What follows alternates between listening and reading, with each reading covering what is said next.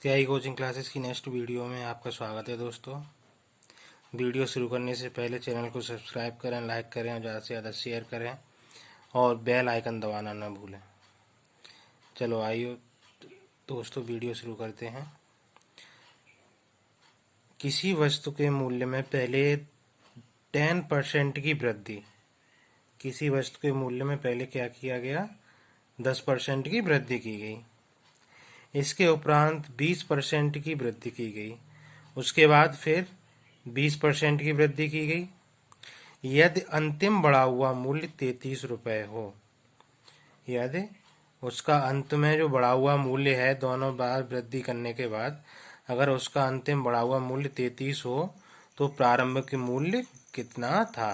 हमें उस वस्तु का प्रारंभिक मूल्य ज्ञात करना है कि वो वस्तु पहले कितने की थी।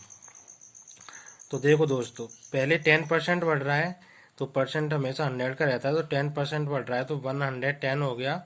अपॉन में परसेंट है तो अपॉन में 100 आ जाएगा। दूसरा क्या बोल रहा है? तथा इसके उपरांत 20% की फिर वृद्धि की गई। फिर 20% की वृद्धि की गई है तो ये 120 हो जाएगा अपॉन में 100। फिर बोल रहा है वो यदि अंतिम बढ़ा हुआ मूल्य कितना हो? 33 रुपये। इन दोनों वृद्धियों के बाद उसका जो अंतिम बढ़ा हुआ मूल्य है वो कितना है? 33। तो चलो इसको सॉल्व करते हैं। 0 से 0 कट गया, इसका 0, ये 0 से 0 कट गया। कितना आ गया ये? 11 मल्टीप्लाई 12 अपॉन 10 10 जा 100 इक्वल टू 33।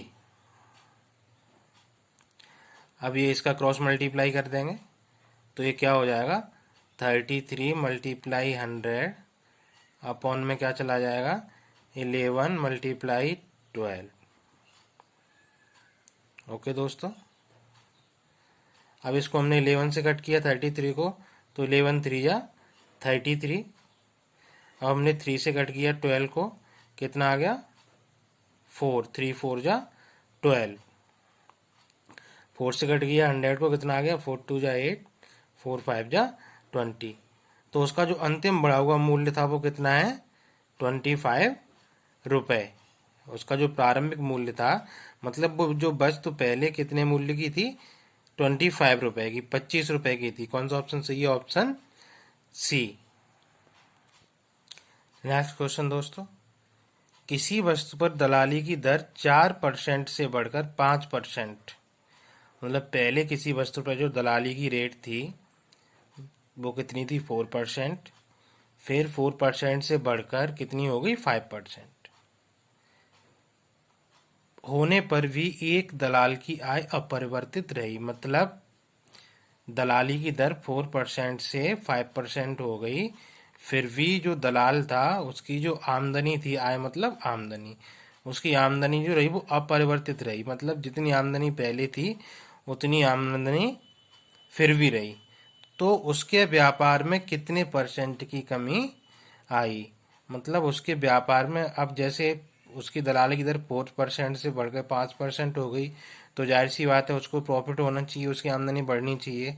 बट क्वेश्चन क्या बोल रहा है कि उसकी आमदनी फिर भी अपरिवर्तित रही, मतलब उसकी आमदनी में कोई प्रॉफिट नहीं हुआ। तो उसके व्यापार में कितने परसेंट की कमी आई? देखो दोस्तों, पहले उसकी 4% थी दलाली, फिर 4% से बढ़ के कितनी हो गई? 5%। 5% होने के बाद भी उसकी दलाली कितनी रही? 4 की 4 ही रही, उसमें कोई चेंज नहीं आया। तो चलो क्वेश्चन करते हैं। तो उसकी 4 की 4 रही, उसमें कोई चेंज नहीं आया, मतलब क्या है? मतलब ये है कि उसे कोई फायदा नहीं हुआ। तो उसकी जो आमदनी थी वो 1/5 मल्टीप्लाई 100। 1/5 क्यों लगाया हमने? क्योंकि देखो पहले उसकी 4 थी आमदनी, तो 4% से बढ़ के 5% हो गई। दलाली की जो रेट थी, दलाली की दर 5% होगी। बट उसकी दलाली की जो उसकी आय थी वो 4% ही रही। मतलब उसकी जो आय थी वो 4% ही रही, मतलब उसको एक की फायदा हो रही थी, बट उसकी जो आय थी उसमें उसको कोई फायदा नहीं हुआ। 5 से 100 को कट किया, 5 टू या 10, 0, 21 या 20, 20%। तो उसके व्यापार में कितने की कमी आई? 20% की कमी आई उसके व्यापार में। व्यापार में कितनी की कमी आई? 20%। क्यों कमी आएगी? क्योंकि कोई चीज 4 रुपए की चीज है, कोई 5 की हो जाए तो एक का बढ़ाना, एक बढ़ाना उस पर, तो उसके बाद उसमें कितनी परसेंट की कमी आ गई? 20%। नेक्स्ट क्वेश्चन दोस्तों, दो संख्याएं एक तीसरी संख्या से क्रमशः 30% तथा 40% अधिक हैं, तो दूसरी संख्या पहली संख्या का कितने परसेंट है? क्वेश्चन बोल रहा है कि दो संख्याएं हैं, वो तीसरी संख्या से 30% और 40% क्या है? अधिक हैं। तो हमने कोई संख्या ले ली, फर्स्ट, सेकेंड और थर्ड।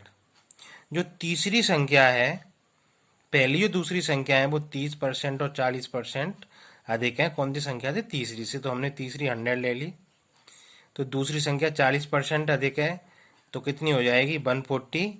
और पहली 30% अधिक है, कितनी हो जाएगी? 130। अब वो क्वेश्चन आगे बोल रहा है, तो दूसरी संख्या, ये दूसरी संख्या है, ये पहली संख्या का कितने परसेंट है?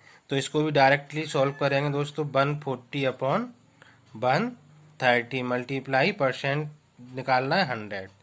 0 से 0 कट गया, 140 का 10 में मल्टीप्लाई हो गया, 1400 हो गया, अपॉन में 13।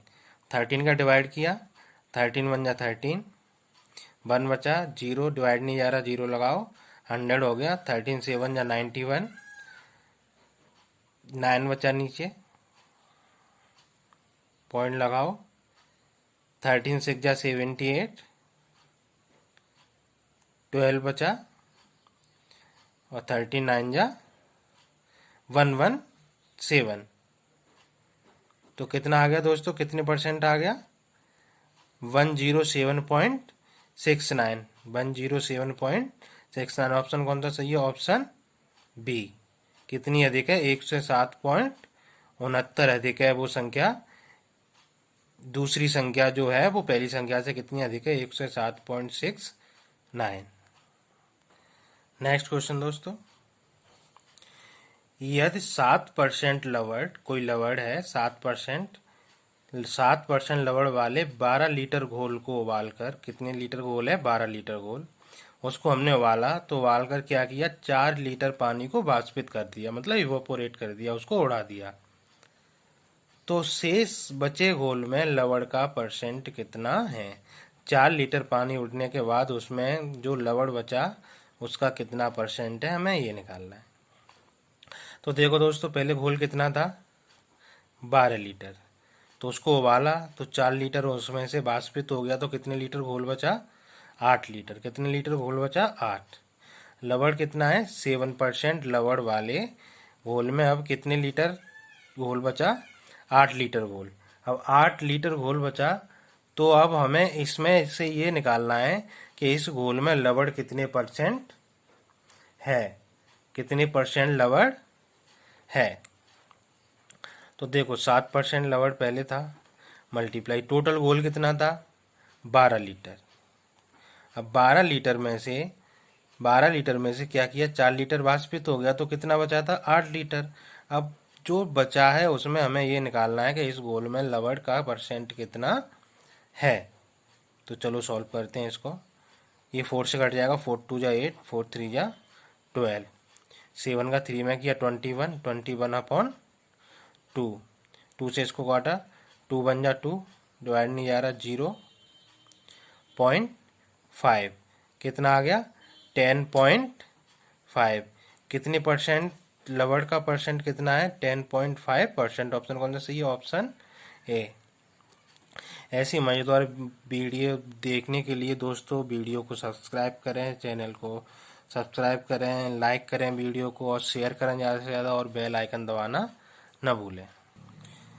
नेक्स्ट क्वेश्चन दोस्तों, सेब के मूल्य में 25% कमी होने पर ग्राहक को 2 से 40 में 2 किलोग्राम अधिक सेब मिलते हैं। देखो सेब के मूल्य में कितने परसेंट की कमी कर दी, 25% की कमी कर दी सेब के मूल्य में। तो क्या हो गया, जो ग्राहक है, कस्टमर है, उसको 2 से 40 रुपये में कितने सेब अधिक मिलते हैं, 2 केजी, 2 किलोग्राम सेब वो अधिक ले जाता है। तो घटा हुआ मूल्य प्रति केजी कितना है, तो कितने रुपए केजी उसका जो सेब का मूल्य है वो कितने रुपए किलो कम हुआ। तो आइए वीडियो शुरू करते हैं दोस्तों। तो देखो 2 केजी सेब उसको अधिक मिलते हैं, कितने रुपए में, 2 से 40 रुपए में 2 केजी अधिक मिल रहे हैं। तो 1 केजी कितने के मिलेंगे, 2 से 40 में 2 का भाग दे देंगे तो कितना आ गया, 120। मतलब 1 किलो जो उसको सेब है, वो 1 किलोग्राम सेब है, उसको अधिक मिलेंगे कितने रुपए में, 120 रुपए में उसको 1 किलोग्राम सेब अधिक मिलते हैं। तो कितने परसेंट की कमी आई है, 25% की, किस पे, 120 पर। 120 पे हमने 25% की कमी निकाली अपॉन 100। परसेंट निकालने के लिए हमेशा अपॉन में 100 रहता है। 0 से 0 कट गया, 5 से 1 कटा, 5 5 जा 25, 5 2 जा 10। अब 2 से इसको काट दिया, 2 6 जा 12, 6 का 5 का मल्टीप्लाई कर दिया, 6 5 जा क्या होता है, 30। कितने रुपए, 30 रुपए पर केजी उसका जो रेट था वो कम हो गया। कितने रुपए, 30 रुपए पर केजी उसका मूल्य कम हो गया। तो आंसर कौन सा सही है, आंसर सी। नेक्स्ट क्वेश्चन दोस्तों, एक परीक्षा में 42% विद्यार्थी गणित में तथा 52% विद्यार्थी अंग्रेजी में अनुत्तीर्ण हुए, मतलब फेल हुए। 42% जो स्टूडेंट थे वो मैथ में फेल हुए और 52% जो स्टूडेंट थे वो इंग्लिश में फेल हुए।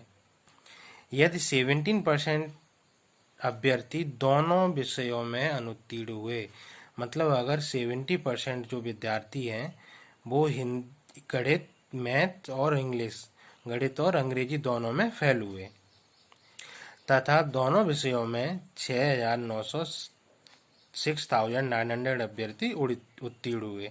कितने में, दोनों विषयों में, दोनों विषयों में पास कितने हुए, 6,900 अभ्यर्थी।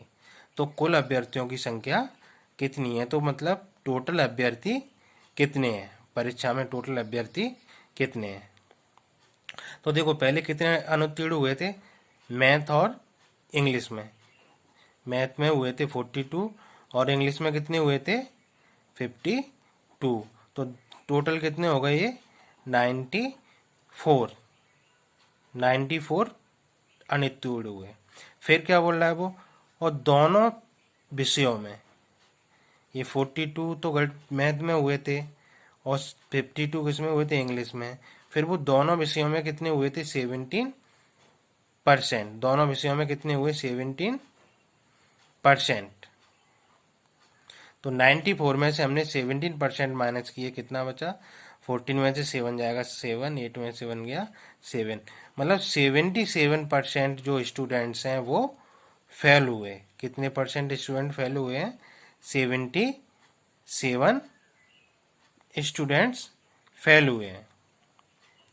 जब 77 स्टूडेंट फेल हो गए, ये स्टूडेंट फेल हो गए, तो पास कितने हुए, टोटल 100 का रहता है, तो 100 में से हमने क्या किया, 77 को माइनस कर दिया, तो कितना आ गया, 23%। मतलब 23% जो स्टूडेंट हैं वो पास हुए हैं। अब देखो यहाँ दे रहा है दोनों विषयों में 6,900 अभ्यर्थी उत्तीर्ण हुए, मतलब पास हुए। तो 23% जो स्टूडेंट कितना दे रखा है, 6,900। तो 23% 6,900 है, तो 1% कितने का हो जाएगा दोस्तों, 6,900 में क्या करेंगे हम, 23 से कर देंगे डिवाइड। तो 22 3 जा 69, कितना आ गया, 300। 1% कितना हो गया, 300। अब टोटल कितना रहता है, 100%। 100% का टोटल रहता है, तो इसमें क्या कर देंगे हम, 100 का मल्टीप्लाई, तो कितना आ गया, 30,000। मतलब अभ्यर्थियों की संख्या कितनी थी, अभ्यर्थी कितने थे, 30,000। ऑप्शन कौन सा सही है, ऑप्शन। नेक्स्ट क्वेश्चन दोस्तों, किसी विद्यालय में लड़के तथा लड़कियां 3:2 के अनुपात में हैं। लड़के तथा लड़कियों का अनुपात क्या है किसी विद्यालय में, किसी स्कूल में 3:2 के अनुपात में लड़के और लड़कियां हैं। यदि 20% लड़के तथा 30% लड़कियां छात्रवृत्ति लेने वाले हों, मतलब स्कॉलरशिप लेने वाले हों, कितने 20% लड़के स्कॉलरशिप लेते हों और 30% लड़कियां स्कॉलरशिप लेती हों, तो छात्रवृत्ति न लेने वाले विद्यार्थियों का परसेंट कितना है, मतलब छात्रवृत्ति बिना स्कॉलरशिप लेने वाले विद्यार्थी कितने हैं स्कूल में। तो चलो शुरू करते हैं दोस्तों। एक तरफ ना लिख लिए लड़का और लड़की। देखो लड़के तथा लड़कियों का अनुपात 3:2 के अनुपात में दे रहा है। अगर लड़का 3 है तो लड़की कितनी है 2। फिर बोल रहा है वो छात्रवृत्ति लेने वाले लड़के कितने हैं 20%। 20% लड़के छात्रवृत्ति लेने वाले हैं, ये लेने वाले। तो नहीं लेने वाले कितने बच गए 80%। ऐसी लड़कियां 30% छात्रवृत्ति लेने वाली हैं, तो नहीं लेने वाली कितनी हो गई 70%, क्योंकि टोटल कितने का होता है 100% का। तो देखो दोस्त 3 में से हमें निकालना क्या है, न लेने वाले छात्रों की छात्रवृत्ति न लेने वाले छात्र कितने हैं। तो 3 × 80/100, 0 से 0 कट गया, 2 4 जा 8, 2 5 जा 10, 4 3 जा 12, 12/5, 12/5 से काटा इसको, 5 2 जा 10.4, 5 4 जा 22.4। अब ऐसे इसको किया, इसमें कितने हैं न लेने वाली लड़कियां कितनी हैं 70/100, 0 से 0 कट गया, 2 5 जा 10, 5 से 7 को कट किया, 5 1 जा 5, बचा कितना 2, 5 4 जा 20, कितना आ गया 1.4। देखो लड़के कितने हैं 2.4 और लड़कियां कितनी हैं 1.4%। अब हमें क्या निकालना है, छात्रवृत्ति न लेने वाले, मतलब जो बच्चे छात्रवृत्ति नहीं लेते। तो देखो 2.4 ये है, 1.4 ये है, तो दोनों को हमने प्लस किया तो कितना हो गया, ये दोनों को हमने प्लस किया कितना हो गया 3.8 दोनों का। तो लड़के कितने थे 3, लड़की कितनी है 2, तो कितना होगा टोटल इनका 5। 3.8 किस पे 5 पर, मल्टीप्लाई 100, 5 2 या 10, 0, 38 का 20 में मल्टीप्लाई किया 0, 2 8 या 16, 2 3 या 6 1 7.0, 76%। कितने परसेंट आ गया, मतलब छात्रवृत्ति न लेने वाले विद्यार्थी कितने हैं स्कूल में 76%। ऑप्शन कौन सा सही है, ऑप्शन ए। नेक्स्ट क्वेश्चन दोस्तों,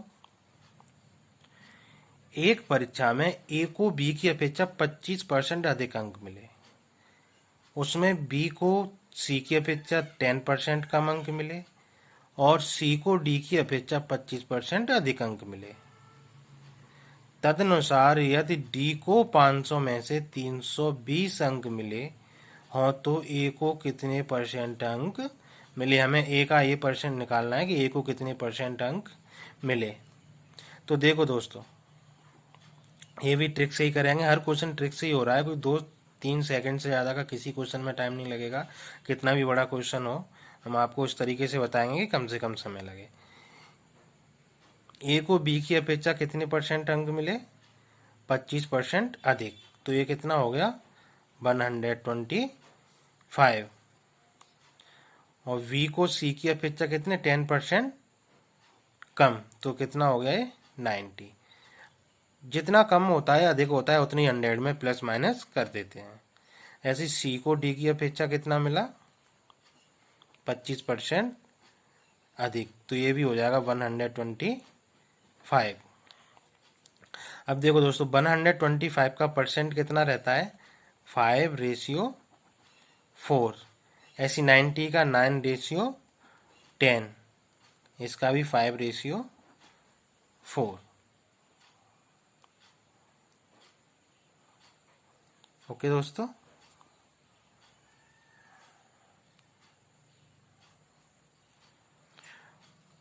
तो आगे बोल रहा है वो कि डी को 500 में से 320 अंक मिले। जो डी को जो अंक मिले हैं वो 500 में से कितने अंक मिले हैं? डी को 320 अंक मिले हैं। जब डी को 320 अंक मिले हैं, डी को 320 अंक मिले हैं, तो ए का अंक कितना हो जाएगा? ए की वैल्यू कितनी हो जाएगी? ए की वैल्यू हो जाएगी 125 का दुगना कर देंगे हम, 125 का दुगना कर देंगे तो कितना हो जाएगा? 250। मतलब ए को कितने अंक मिले? 250। जब डी को 320 अंक मिले जब। तो हमें परसेंट निकालना, ए को कितने परसेंट अधिक अंक मिले, तो 250 कितने में से मिले इसको? 500 में से मल्टीप्लाई 100। 2 जीरो से 2 जीरो कट गए, 5 5 जा 25 जीरो। कितने परसेंट अधिक अंक मिले उसको? 50%। तो ऑप्शन कौन सा सही है? Option A. नेक्स्ट क्वेश्चन दोस्तों, यदि 1 से 20 एक संख्या का 20% हो, किसी संख्या का 20% कितना है? 1 से 20, तो उस संख्या का 1 से 20 क्या होगा? कोई संख्या है, उसका 1 से 20 है, वो कितना है? 20% कितना है? 1 से 20। तो वो पूछ रहा है तो उसका 1 से 20% क्या होगा? ये 20% किसी संख्या का 20% कितना दे रहा है? 120। 1 से 20 ये किसी संख्या का 20% है। तो फिर वो पूछ रहा है तो उस संख्या का 1 से 20% क्या होगा? मतलब जो संख्या है उसका 20% 1 से 20 है, तो उसी संख्या का 120% क्या होगा? 1 से 20 क्या होगा? देखो दोस्तों, 20% उसका 1 से 20 है, तो 1% कितना हो जाएगा? 120/20।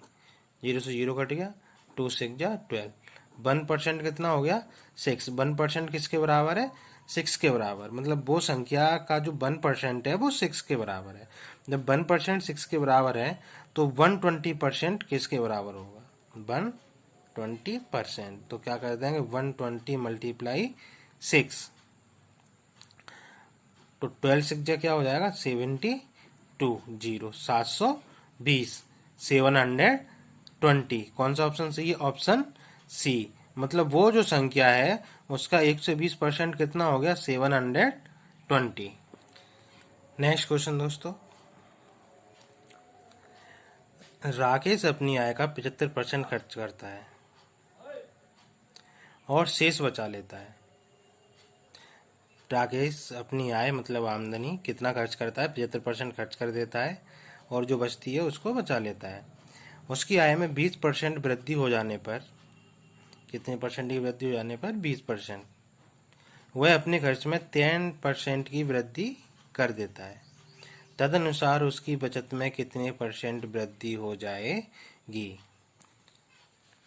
तो इसको भी ट्रिक से ही करेंगे दोस्तों। क्वेश्चन कितना भी बड़े से बड़ा हो, आपको 2 या 3 सेकंड ही लगेगा क्वेश्चन सॉल्व करने में। इसलिए चैनल को सब्सक्राइब करें, लाइक करें और ज़्यादा से ज़्यादा शेयर करें और बेल आइकन दबाना न भूलें, जिससे मेरे हर वीडियो का नोटिफिकेशन आपको मिलता रहे।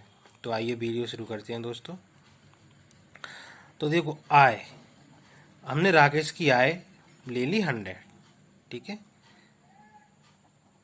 अगर 100 में से वो 75 खर्च कर देता है, शेष बचा लेता है, तो 75 उसने खर्च कर दिया तो कितना बचा? 25। क्योंकि 100 में से 75 खर्च कर रहा है तो 25 बचा। फिर वो क्या बोलता है कि उसकी आय में 20% की वृद्धि हो जाती है। चलो हमने इसमें 20% की वृद्धि कर दी तो उसकी आय हो गई 1 से 20। जब उसकी आय 1 से 20 हो जाती है तो वो क्या करता है कि वृद्धि हो जाती है, तो फिर वो क्या करता है? अपने खर्च में 10% की वृद्धि कर देता है। कोई भी हो, जब इंसान की सैलरी बढ़ती है, तनख्वाह बढ़ती है, वो ज़्यादा कमाने लगता है तो उसके खर्च भी बढ़ जाते हैं। तो ऐसे ही राकेश ने क्या किया, जब उसकी आय में 20% की वृद्धि होगी तो उसने क्या किया? अपना अपना जो खर्च है उसमें 10% की वृद्धि कर दी। तो देखो खर्च कितना है? 75। तो 75 का हमने क्या निकाला? 10%। तो 75 का 10% निकाला, 75 मल्टीप्लाई 10/100। जीरो से जीरो कट गया, 10 का डिवाइड किया, कितना आ गया 7.5। तो उसने कितने की वृद्धि कर दी अपने खर्च में, 7.5 की। 7.5 की वृद्धि करने के बाद उसका खर्च कितना हो गया, 0.5, 7 और 5 12, 82.5 उसका क्या हो गया खर्च। जब उसका खर्च 82.5 हो गया तो अब देखो तो उसकी बचत, तो वो बचत भी करेगा भाई। 120 रुपये उसकी आमदनी बढ़ गई, अब उसने खर्च कर दिया 82.5, तो उसको बचत भी तो की होगी उसने। तो 120 में से हम क्या करेंगे, 120 में से हमने माइनस कर दिया 82.5 को। 120 में से 82.5 माइनस किया तो कितना आया 0.5, 9 में से 2 गया 7, 11 में से 8 गया 3, 37.5। तो अब उसकी जो बचत है वो कितनी होगी 37.5।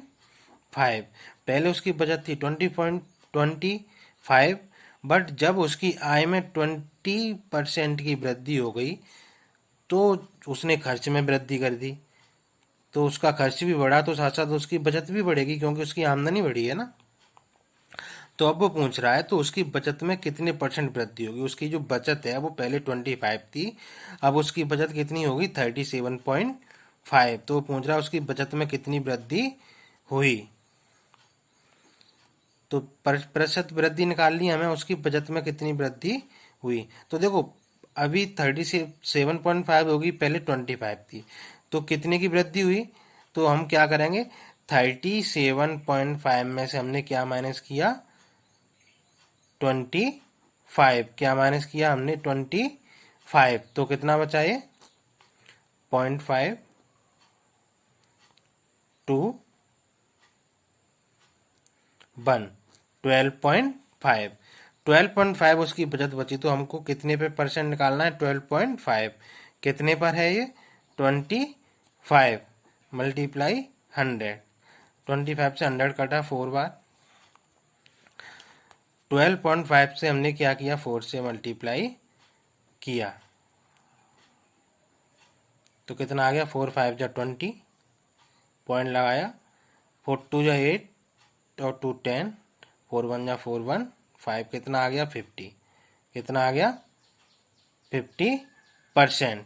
तो उसकी जो बचत में जो वृद्धि हुई है वो कितने परसेंट की हुई है 50%। तो ऑप्शन कौन सा सही है, ऑप्शन सी। अगर वीडियो अच्छा लगा हो तो दोस्तों लाइक करो, शेयर करो और चैनल को सब्सक्राइब करो और बेल आइकन दबाना न भूलो। थैंक यू फॉर वॉचिंग दोस्तों।